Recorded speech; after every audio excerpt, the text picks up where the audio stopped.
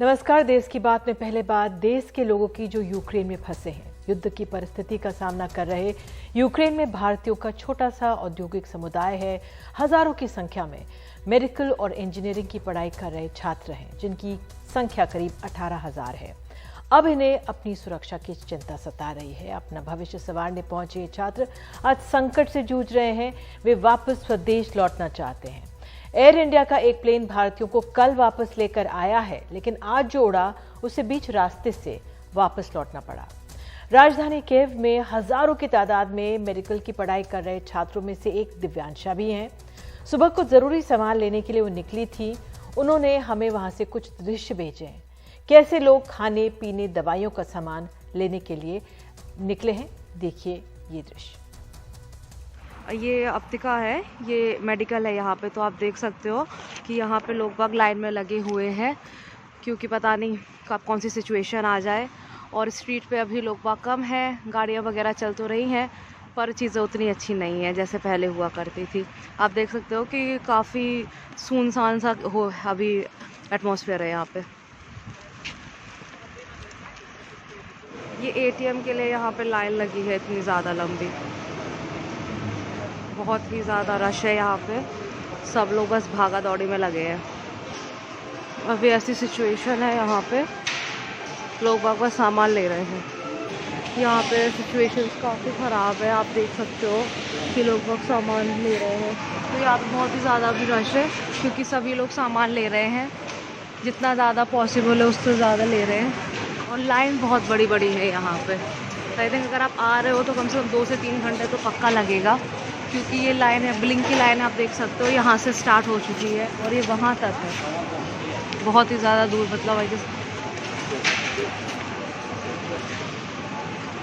ये सभी लोग लाइन में लगे हुए हैं बिलिंग के लिए, और सभी लोगों ने काफ़ी ज़्यादा सामान ले रखा है, क्योंकि पता नहीं कब क्या हो जाए यहाँ पे, कब सब कुछ बंद कर दे सारी सर्विसेज। और हमारे साथ दिव्यांशा जो मेडिकल की 5वें साल की छात्रा है, हमारे साथ जुड़ी हुई हैं। साथ ही हर्ष गोयल भी हैं, छात्र हैं यहाँ पे इवानो फ्रांसिस्को मेडिकल यूनिवर्सिटी से। दिव्यांशा, पहले तो मैं आपसे जानना चाहूंगी, सुबह से ये दृश्य वहाँ पे आपने जब आप बाहर निकली थी आपने दिए थे, अब क्या हालात हैं, अब क्या आप लोगों से कहा जा रहा है? मैम, सुबह से इंडियन एम्बेसी ने एडवाइजरी जारी की है। आई थिंक अब 3 वो आ चुकी हैं एडवाइजरी। तो शुरू उन्होंने यही बोला है कि आप जहां पर हो वहीं रहो, ट्रैवलिंग मत करो और कहीं पे जाओ नहीं अभी, क्योंकि सिचुएशन अब डे बाय डे वर्स्ट होती जा रही है टाइम टू टाइम। अभी हम लोगों ने कुछ ऐसे फाइटर जेट आप बोल सकते हो उनकी आवाजें खुद सुनी है। तो मुझे लगता है कि बहुत ही ज्यादा जल्दी सिचुएशन बहुत ज्यादा बिगड़ने वाली है यहाँ पे। So we are not safe here. बिल्कुल दिव्यांशा, और एडवाइजरी में ये भी कहा गया है कि आप लोग जहाँ हैं वहाँ पे रहिए, जो आसपास भारतीय आपके हैं उनसे संपर्क में रहिए, साथ ही जो बंकर्स हैं उनके बारे में पता रखिए। तो आप लोगों को इस बारे में जानकारी है, कहाँ आपको जाना होगा एकदम अगर जरूरत पड़े तो? हाँ मैम, उसके लिए इंडियन एम्बेसी ने हम लोग को बताया, मतलब थोड़ी इन्फॉर्मेशन दी हुई है कि अगर आपको ऐसा बम का ब्लास्टिंग का या कुछ ऐसा फील होता है तो आपके जो near by underground metro station है या अंडरग्राउंड चीजें हैं आप वहां जाओ। बट मैम वो भी ऐसा नहीं है कि घर से उतरते ही हो नीचे, उसके लिए भी आपको 5 से 7 मिनट वॉक करके जाना पड़ेगा, या more than that also. More than that also. हमारे साथ हर्षा। हर्षा, आप कीव में नहीं है, लेकिन आपके आसपास किस तरह की परिस्थिति है? मैम एक्चुअली यहाँ पे भी पैनिक सिचुएशन है। लाइक आपने अभी वीडियो दिखाई कि कितनी लंबी लाइन लगी है। तो बेसिकली हम भी मैं रात को जागा था 4 बजे, मतलब 2-3 बजे से फाइटर जेट की हमें भी पूरे टाइम आवाजें आ रही थी।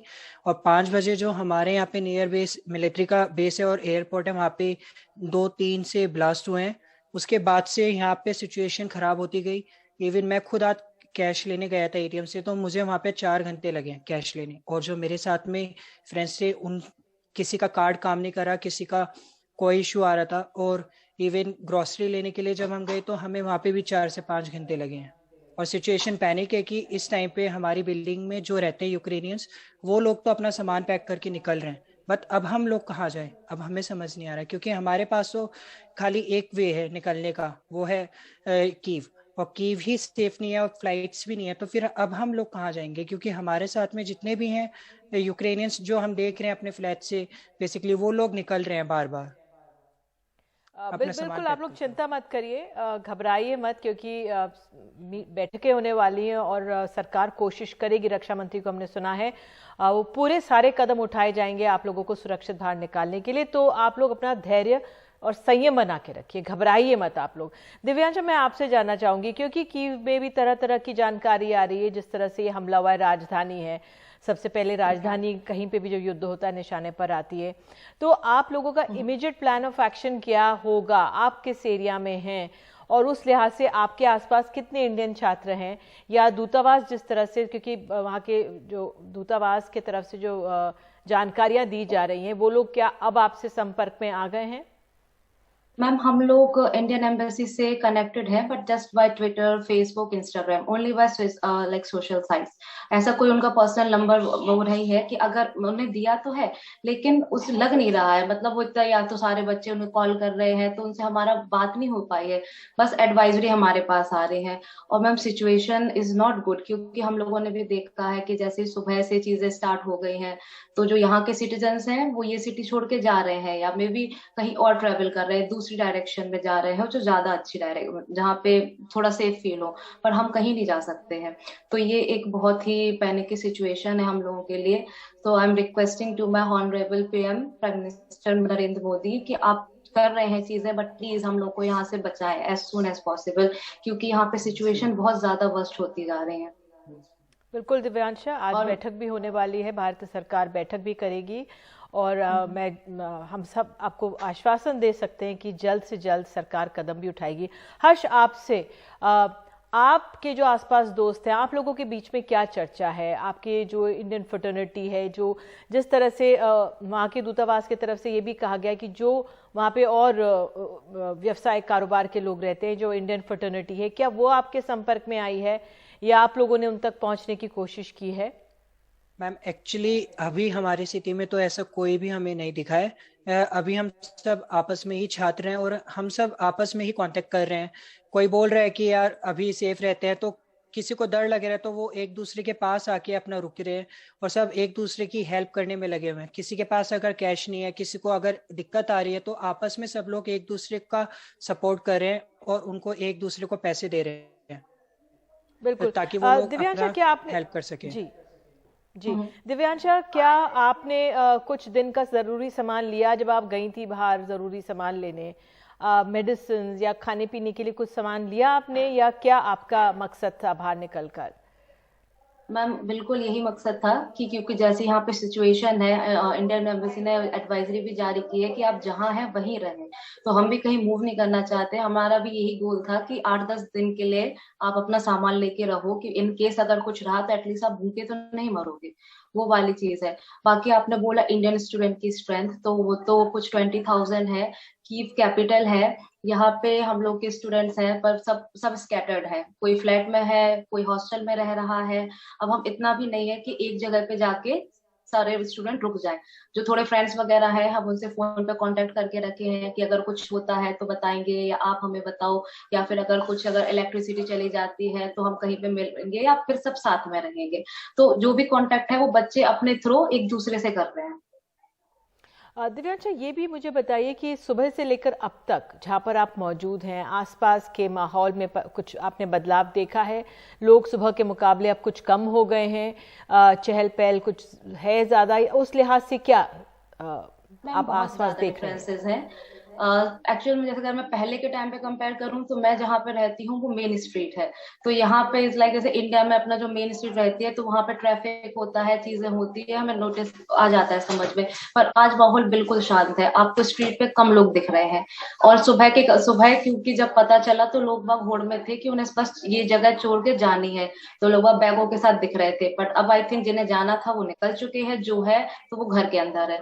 तो आप बहुत ही ज्यादा ऐसा सिचुएशन पाओगे कि एकदम सब कुछ शांत हो चुका है, सब में डर है और सब अंदर बैठे हुए हैं। दिव्यांशा, आप क्या अकेले रहती हैं? आपके साथ क्या और बच्चे रहते हैं? कहाँ से हैं आप मैं भारत में, थोड़ा बताइए अपने बारे में। जी मैम, मैं एमपी से हूँ, टीकमगढ़ मध्य प्रदेश से। और मैं 5th ईयर की स्टूडेंट हूँ। मेरी यूनिवर्सिटी का नाम Kyiv medical university of UFM है, which is located in Kyiv region only, the capital of Ukraine. And मेरे साथ मैम मेरी फ्रेंड रहती है, Nidhi Sharma, she is from Himachal Pradesh. Ma'am 2 friends और रहते हैं हमारे साथ। बिल्कुल, आप लोग सुरक्षित रहिए, अपना ध्यान। और हर्षा, मैं आपसे जानना चाहूंगी, आपके साथ कितने भारतीय, क्या छात्र आपके साथ भी रहते हैं? आप कितने लोगों से कनेक्टेड हैं? आप कहाँ से हैं भारत में? मैम एक्चुअली मैं मुजफ्फरनगर यूपी से हूँ, और मैं इवानो फ्रैंकिस नेशनल मेडिकल यूनिवर्सिटी में हूँ, जो 600 किलोमीटर दूर आपका कीव से है। बेसिकली मेरे साथ भी 2 से 3 छात्र यहाँ पे रहते हैं मेरे फ्लैट में, जो जगह जगह दूसरी डिस्ट्रिक्ट से हैं बेसिकली। और उसके साथ में मैम यहाँ पे हम लोग आपस में एक ग्रुप बना के कांटेक्ट कर रहे हैं। हम लोग ने 1st से 6th ईयर तक का अपना यूनिवर्सिटी का ग्रुप बनाया है सीनियर्स ने, और सब एक साथ कनेक्टेड हैं। बेसिकली आज कुछ बच्चों की फ्लाइट्स थी, तो उनको भी बेसिकली मना कर दिया गया कि आप कैंसिल करो। जैसी मॉर्निंग में हमें दिखा ब्लास्ट हो रहे हैं, तो सबने एक दूसरे को इन्फॉर्म करा कि आप अपनी फ्लाइट्स मत लो, कैंसिल कराओ और अपना घर में सेफ रहो। बिल्कुल हर्षा, और हर्ष और आप दिव्यांश हमारे साथ बने रहिए। आपको बता दें, हम जो एडवाइजरीज जारी की गई हैं अपने दर्शकों को, वो भी उसके बारे में बता देते हैं, क्योंकि यूक्रेन में भारत के राजदूत ने संदेश में कहा है कि जहां हैं वहीं पर रहें, जो रास्ते में हैं वो जानी पहचानी जगह लौट जाएं, जो कीव में फंसे हुए वो 2 सहयोगियों, यूनिवर्सिटी और दूसरे भारतीयों के संपर्क करें ताकि उनके साथ कुछ वक्त रह सकें। और उन्होंने प्रवासी भारतीयों से मदद की अपील भी की है। ये भी संदेश उसके बाद आया कि अगर आप ऐसे इलाके में हैं जहां एयर सायरन या बॉम्ब वार्निंग सुने, तो बंकर्स का रुख करें। कोई बंकर अंडरग्राउंड मेट्रो में है, कई हैं वहां पर। बेवजह घर से ना निकलें और हर वक्त जरूरी कागजात साथ रखें।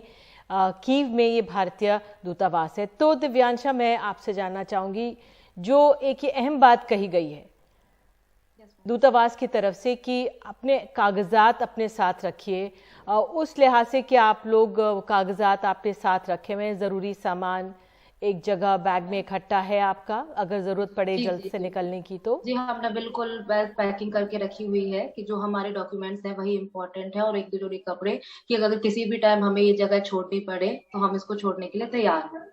तो हमने अपनी पूरी तैयारी करके रखी हुई है, बस एज सुन एज पॉसिबल कि कुछ अच्छी हमें होप मिले और हम लोग यहाँ से निकले। So we are just requesting to our government, to Modi सरकार, कि प्लीज अच्छे से और जल्दी से थोड़ा एक्शन। जी दिव्यांशा, मैं हर्ष, मैं आपसे भी जानना चाहूंगी कि कई छात्र, एक फ्लाइट आई थी उसमें आ सके थे, क्या आप लोगों ने उस फ्लाइट में आने की कोशिश की थी? मैम एक्चुअली फ्लाइट्स का बेसिकली जी हम लोगों ने ट्राई करा था, बट बेसिकली बहुत सारे जो मेरे फ्रेंड्स थे उन्होंने बोला कि वो लोग अफोर्ड नहीं कर सकते।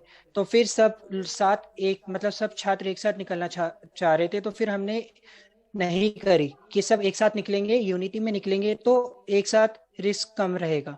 इसी वजह से बहुत सारे छात्र नहीं निकले। और इवन हमारी यूनिवर्सिटी ने परसों ही क्लासेस हमारी ऑनलाइन करी है, उससे पहले हमारी ऑफलाइन क्लास हो रही थी।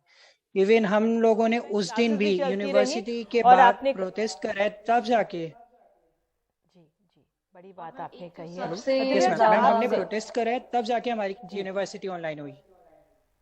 अच्छा, प्रोटेस्ट करा तब जाके आपकी जो यूनिवर्सिटी है ऑनलाइन क्लासेस हुई हैं, नहीं तो आपको जाना पड़ रहा यस था मैम, इन हालात यस में भी। मैम, तो वहां के जो आम लोग थे, वो भी, जो आम छात्र हैं, वो भी आ रहे थे यूनिवर्सिटी में?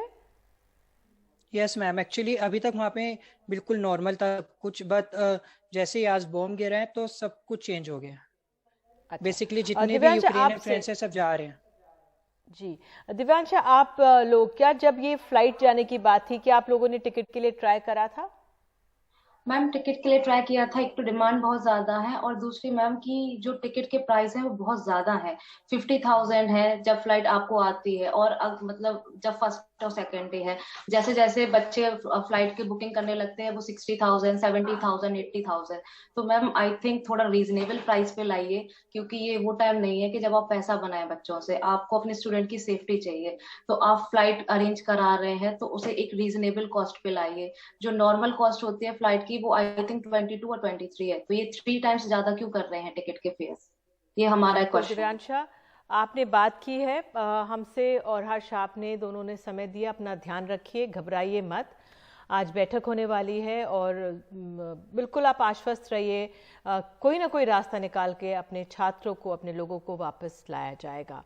तो फिलहाल एक छोटा सा हम लोग ब्रेक ले रहे हैं और हमने सुना किस तरह से दिव्यांशा ने अपील की है सरकार से, प्रधानमंत्री से कि बच्चों को सुरक्षित वापस लाया जाए।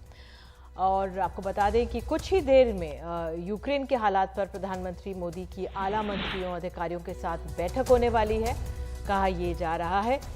इसकी और डिटेल्स लेंगे, बने रहिए देश की बात के साथ।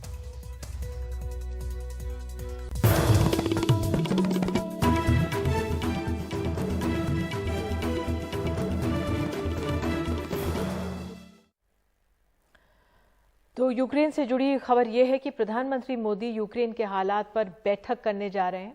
बताया जा रहा है कि प्राथमिकता है छात्रों समेत भारतीयों को वहां से निकाला जाए। बड़े मंत्रियों और अधिकारियों के साथ ये बैठक होगी।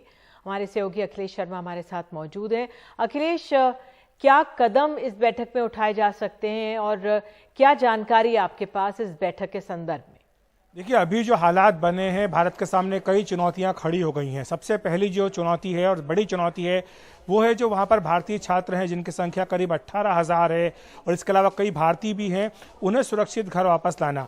आप जानती हैं कि आज दोपहर में भी एक स्पेशल प्लेन एयर इंडिया का जा रहा था, लेकिन उसे बीच में ही वापस आना पड़ा क्योंकि वहां का जो एयर स्पेस था कीव का, वो बंद कर दिया गया था। तो इस तरह से अब क्या दूसरे रास्ते हो सकते हैं जिनके जरिए इन्हें सुरक्षित लाया जाए, और अभी जब तक वहां पर वो हैं उन्हें सुरक्षित कैसे रखा जाए। अब से कुछ देर पहले ही एक एडवाइजरी जारी की गई MEA की ओर से, जिसमें यह कहा गया कि जो नज़दीक के बम शेल्टर है वहां वो चले जाएं और साथ ही जो यूक्रेन की पश्चिमी सीमा है उसकी तरफ वो कूच करें ताकि उन्हें वहां से निकालने में ज़्यादा आसानी हो। तो पहली चुनौती तो भारत के सामने ये है। दूसरी बड़ी चुनौती है अर्थव्यवस्था को लेकर।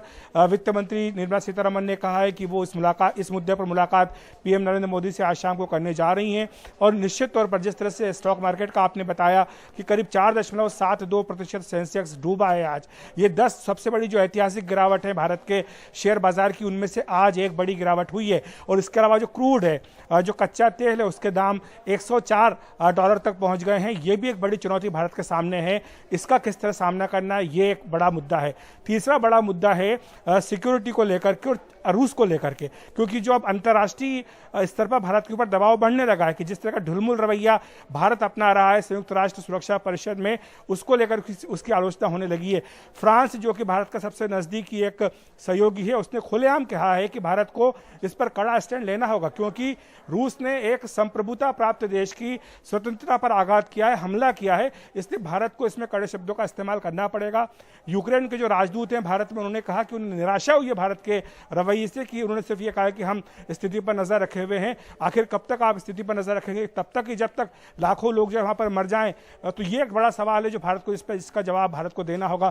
तो ये 2-3 मुद्दे हैं जिनको लेकर के चर्चा होने की संभावना है। बताया गया कि PM नरेंद्र मोदी के साथ वित्त मंत्री, रक्षा मंत्री, गृह मंत्री, विदेश मंत्री के साथ साथ राष्ट्रीय सुरक्षा सलाहकार, इन सबकी बैठक हो सकती है जिसमें कि इन तमाम मुद्दों पर चर्चा होगी। बिल्कुल अखिलेश, इस जानकारी के लिए धन्यवाद। और हमने देखा था जब अफगानिस्तान के हालात बने थे तो वायुसेना का विमान गया था।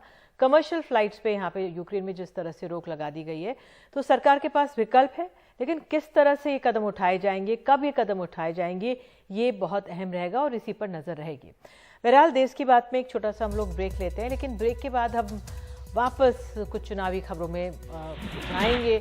देश की ऊर्जा राजधानी कहा जाता है सोनभद्र को, और वहां पर बेरोजगारी एक बहुत बड़ी समस्या है। ग्राउंड रिपोर्ट दिखाएंगे, बने रहिए देश की बात के साथ।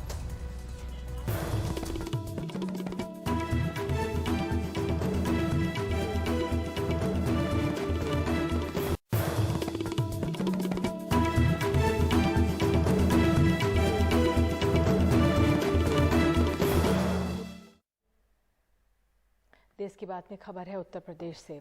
सोनभद्र को देश की ऊर्जा की राजधानी कहा जाता है। यहाँ कई बड़ी औद्योगिक कंपनियां हैं, बावजूद इसके यहाँ बेरोजगारी की एक बड़ी फौज है जो हर साल बढ़ती जा रही है। काम के अभाव में वो पलायन को विवश है। 30 साल के राहुल गुप्ता ने बड़े बड़े सपने लेकर लखनऊ पॉलिटेक्निक से मैकेनिकल में डिप्लोमा लिया, लेकिन कई वर्षों तक नौकरी के लिए दर दर की ठोकरें खाने के बाद अब मोबाइल की दुकान खोलकर जीवन यापन कर रहे हैं। नौकरी के लिए तो बहुत भटके भैया, हर एक कंपनियां केवल 1 साल के लिए रखती हैं। तो उन्होंने पॉलिसी बना रखा है कि अगर ये ज़्यादा दिन रहेगा तो परमानेंट करने की जिद करेगा, ठीक ना, इसलिए वो 1 साल से ज़्यादा रखते ही नहीं है। कई जगह मैंने किया पर 1 साल बाद वो निकाल ही देते हैं। हद से ज़्यादा यहाँ प्रयास किया। यहाँ की कंपनियों ने ये पॉलिसी बना रखा है कि लोकल लोगों को रखना ही नहीं है। यहाँ के प्रदूषण को हम झेलें, बीमारियाँ हम झेलें, ठीक, पर नौकरी मिलेगी बाहर वालों को। अगर हम बाहर वाले होते तो यहाँ नौकरी मिल गई होती, पर यहाँ के रहने की वजह से बिल्कुल कोई फ़ायदा नहीं बल्कि नुकसान ही है। सोनभद्र के दुद्धि इलाके में गोलगप्पे बेच रहे विजय कुमार ने भी ग्रेजुएशन के साथ ITI से टेक्निकल पढ़ाई की, लेकिन नौकरी नहीं मिली तो परिवार का पेट पालने के लिए गोलगप्पे बेच रहे हैं। कहाँ तक एजुकेशन है आपका? ग्रेजुएट है, ITI भी दिए हुए हैं। ITI के तो यहाँ आप लोग को नौकरी नहीं मिला? नौकरी तो बहुत अप्लाई किए सर, किसी कंपनी में सिलेक्शन नहीं हुआ है। यहाँ पर बाहरी लोग का सिलेक्शन हो जा रहा है और जो लोकल है उनका सिलेक्शन ही नहीं हो पा रहा है। तो क्या करें, हम यही फुल्की बेच के अपने परिवार का जीवनोपार्जन कर रहे हैं। करीब 6 लाख युवा मतदाताओं को हर पार्टी अपनी तरफ करना चाहती है। सोनभद्र जनपद का जो दक्षिणांचल है, कैमूर के दक्षिण में सारे के सारे प्रोजेक्ट यहीं पे लगे हुए हैं, चाहे पावर प्लांट हो, चाहे ये NCL का खदान हो, और भी छोटे छोटे पावर बेस्ड यहाँ पे इंडस्ट्री है। और इसमें तमाम जो है रोजगार का संसाधन है।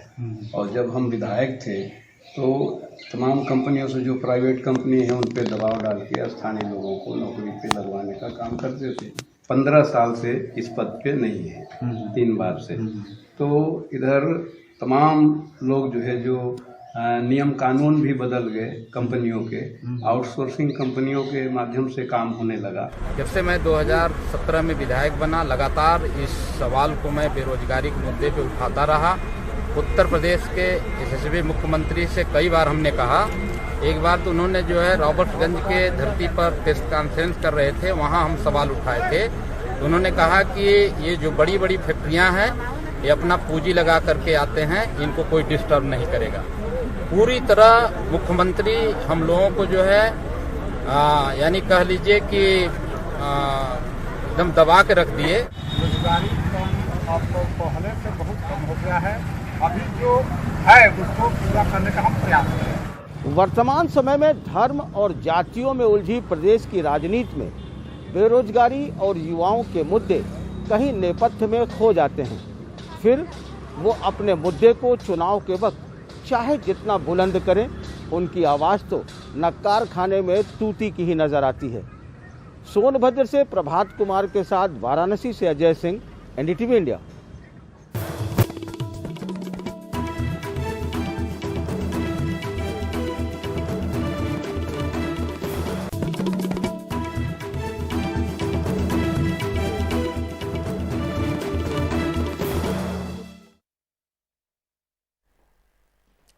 देश की बात में खबर आंगनबाड़ी कार्यकर्ताओं से जुड़ी हुई। दिल्ली सरकार ने कई दिनों से प्रदर्शन कर रहे आंगनबाड़ी वर्कर्स और सहायकों का मानदेय बढ़ा दिया है।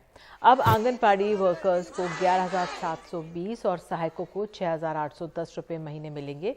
इससे पहले 2017 में आंगनबाड़ी के जो कर्मचारी हैं और सहायक का मानदेय बढ़ाया गया था। मानदेय बढ़ाने की मांग को लेकर ये लोग पिछले कई दिनों से आंदोलन भी कर रहे थे मुख्यमंत्री के निवास के स्थान के बाहर। अब देखना होगा कि इस कदम से क्या ये इनका हड़ताल समाप्त होती है या नहीं। और इसी खबर के साथ देश की बात में फिलहाल आज के लिए इतना ही। नमस्कार।